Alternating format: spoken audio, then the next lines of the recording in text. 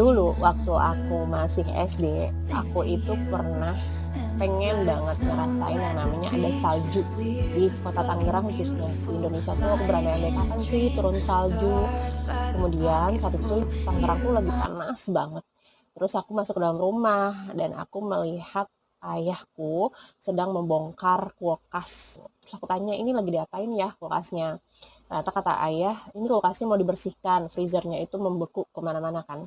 Nah, karena freezer membeku kemana-mana, aku ambil mangkok sama ambil sendok untuk mengeruk bunga esnya dan masukin ke mangkok. Terus aku bawa keluar tuh bunga esnya dan aku hamburin ke udara sambil teriak, hore, hore, turun salju, hore. Tapi tiba-tiba aku sadar bahwa si bunga esnya itu cepat banget jatuhnya dan pluk mencair di tengah panasnya Tangerang.